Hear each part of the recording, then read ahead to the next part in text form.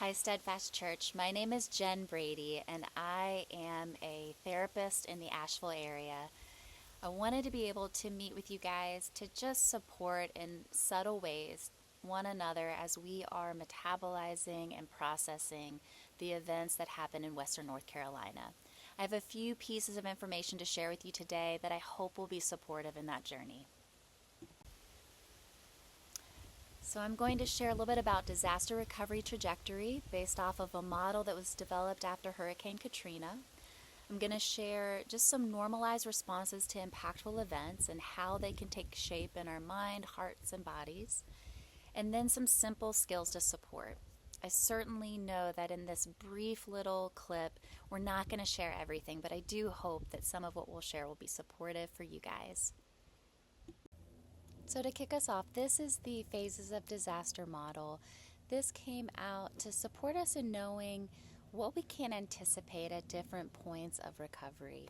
So as you see in this model below, oftentimes there's warning of a potential danger, a threat that's going to be happening, and then you have the point of impact. So things like Hurricane Helene hits. Following that, often there are two phases that you'll see show up pretty quickly. There's a heroic phase, which is where you will see folks really want to be boots on the ground. They're going to step in, they're going to do things. You're going to see amazing kind of feats of humanity, honestly, with regard to first responders, caregivers, even friends, neighbors, doing whatever it takes to survive and to make sure folks are okay. Getting supplies out to people, all of that then starts to kind of happen in this honeymoon community cohesive space. That is when, again, nonprofits are coming together, churches are coming together, neighbors are coming together. You're cutting down trees together. You're doing things in a way that helps you know you're not alone walking through this disaster. It's not mistakenly called the honeymoon phase. It's honeymoon because we're still kind of in the go mode. We're trying to just figure things out, and sometimes our nervous systems are preceding any sort of processing that is about to happen. And so the next phase that often is to come is what's called disillusionment. So following a lot of that beautiful community involvement and action, there starts to be this season and time. Usually it's days to weeks after the impact of an event that the dust settles, the reality of what has happened, and some of the longer term impacts become more apparent and evident. We might notice more sadness and anxiousness, maybe an uncertainty of what things will be like. But in that disillusionment, this is where our emotions are coming back online. Adrenaline is passing a bit. And you will notice that this graphic can go pretty low on the graph line. Those lowest, darkest points are where folks often experience things like deep, dark depression and anxiety, panic attacks, suicidal thinking, maybe even substance use kicks up, or extreme isolation and feeling alone, right? There's some really deep, dark places that we can get to, but you will notice on the graphic that there is a pen mark from the disillusionment phase over to the reconstruction phase, which is the next phase. How we show up in this season, how we show up supporting one another, taking care of ourselves, and really coming together as a community can shorten the disillusionment and really buffer from some of the deeper impacts. And so the next phase is reconstruction. This can take, I hate to say it, but like years. 1 to 3 years is a really nice estimation. I've heard even with things like Hurricane Katrina, it was even like 5 to 10 years. It can really be a long season, and I don't want to scare anybody in saying that, but for some folks who have lost everything or lost people who they just adore and love, you can't just like get through that. What we would enter in reconstruction is a grief phase, and there's grief of loss of life, there's grief of loss of home, stability, the way things always were. And there's a whole lot that goes into a grief season, but what I would suffice to say is that there is sadness, there's coming together, there is sometimes anger, or maybe even what feels like magical thinking and bargaining, and then there is an acceptance. And there's a beautiful quote about grief, that grief doesn't just like get smaller over time, but life can grow bigger around it. And I think there's something really beautiful about that in our Christian faith as well, because I think God knows that our hearts break, and He comes close to the brokenhearted. He is familiar with all of the hardship that we encounter in this life. And I don't think that things just feel smaller over time, but I do believe that, especially considering loss of life, you'll always miss that person. There will always be an ache when you remember them, and you do start to build life around it and learn how to live with the absence of somebody or something that felt so important. And we do have hope in Christ that this side of heaven isn't the last time that we will see our loved ones. So this is this model. I hope it's helpful in just kind of putting in perspective the next few weeks to months, even years. On this slide, I just want to be able to introduce you guys to a few key components that might be supportive as you begin to process. One of them is that God designed us with a brain and a nervous system that function and serve us in pretty cool ways. You have two main sides of the nervous system. There's the responding to threat and danger, the sympathetic, and then the responding and calming, the parasympathetic. And in these two parts, what I'd want you to know is in the impact of a disaster, a loss, that is going to activate that sympathetic, the fight-flight response. You can feel all sorts of things from head to toe because whenever that system comes online, it sends adrenaline and cortisol through your body. So things will be felt in what I call the big four: your heart rate, your breath, your muscles, and your gut. And there's a lot more to say about the why they show up in those areas, but noticing, does my heart feel fluttery?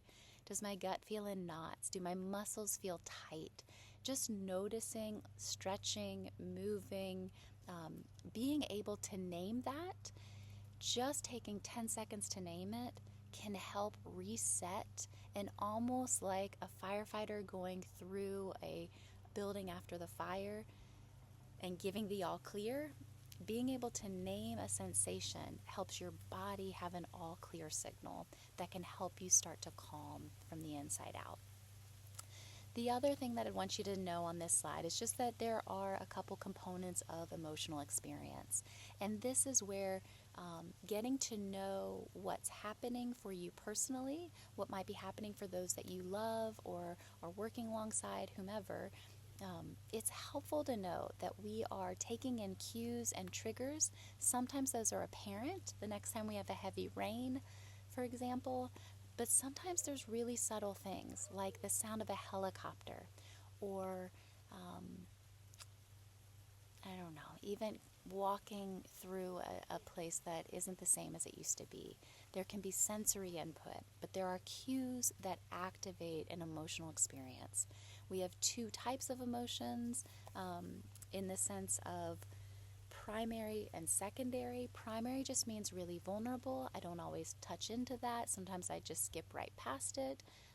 And then secondary, usually the more, what I'm going to call a protective or reactive emotion that'll come forward. Just to give an example of that, let's just say you have a roommate and you guys have had 5-6 conversations about why it's important to do the dishes after you cook. But you get home from work, you go to cook your dinner, and you see that the sink is full of dirty dishes. You might be tempted to just get irritable with your roommate, when really you might be feeling kind of sad and disrespected, maybe just like disappointed or let down, as if maybe what you said didn't matter to somebody who you do have a lot of respect for. Secondary would be that irritable. Primary would be the sadness. Just being curious. Sometimes the first emotion that is spoken is not always the deeper emotion that's being felt. So just get curious with yourself. Meaning making is not just a thought that I have about it, but what literal meaning did I make from that? So to use this simple example about dishes, I might just say, oh, my roommate was really busy and they just didn't get a chance to. I know this matters to them. Something must have come up. The other could be, my roommate doesn't consider me. They don't value what I say. What I say doesn't matter.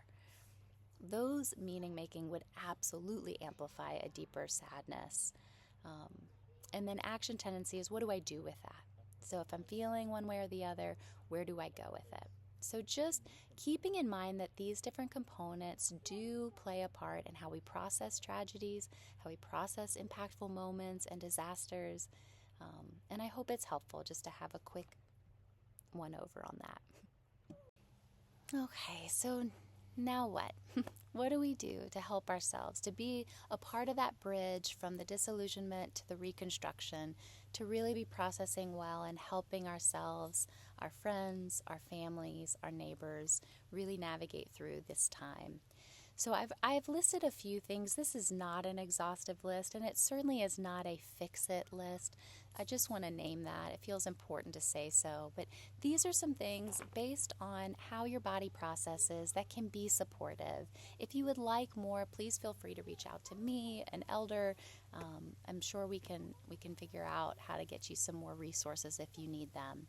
But here's a few. So the first one, name to tame and feel to heal. I'm being a little cheesy, but you've got to be able to name what's happening on the inside. So this is a simple kind of tracking exercise is what I would like to call it. Tracking is something that will help you, again, just take 5 seconds, name what's happening, pay attention to the big four: breath, heart rate, gut, muscles, and see if you're noticing any sensations. With a sensation, you might even notice an emotion. Maybe I'm feeling sad, or I'm feeling spacey, or I'm feeling just chaotic, numb. I mean, there's a whole host of things, but catch it, name it. The next could be just getting curious. Did I sleep well last night? Have I eaten? Have I been taking good care of myself? Or is there some thought that's been going through my mind? The last piece would be to offer some validation. It is okay to feel the way that we feel. So offer care to that part of you that might not be feeling 100%. You can say things like, these are unprecedented times, or it sounds overwhelming, or this makes sense to be impacting me this way, right? So that's the quick one. Another one, palm up, palm down. This is something that I learned at a Renovari conference probably close to 20 years ago that Richard Foster had set up. He was the author of Celebration of Discipline. Anyhow, you would put your palms up, take a deep breath, and when you are breathing in, you want to think about, what do I want to receive from God? So it could be taking a deep breath and saying, God, I would love to receive your comfort. So with palms up, and usually I rest them on my knee, just taking again that deep breath. God, please bring comfort. And then you would put your palms down, and you can just put that right in front of you. But then you would say something that you wish to release. So, God, release from me this fear and anxiety, this lack of control. Take a deep breath and breathe out. Another little help is when you are taking deep breaths, elongating the out breath naturally helps your body soothe and calm down. So that's another piece to add to that. The 5-4-3-2-1, this is a classic DBT or dialectical behavioral therapy skill. Anyway, but it is a great skill. You're really just coming to name 5 things you see, 4 that you can touch, 3 you can hear, 2 that you can smell, and 1 that you can taste. I'm making funny faces. It's a great tool if you've got a little bit of bandwidth and can just look and see what's around you. But it's something that is really just intended to shift your thought and focus and help you connect to the sensory input around you. So again, that's sensory grounding to help calm. Let's see, 3 more. So scanning left to right, you start over your left shoulder, you take a deep breath, again focusing on kind of breathing in through your nose, holding and slowing the out breath.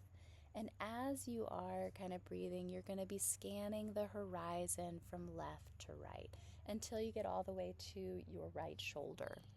When you get to your right shoulder, you would pause, take another deep breath.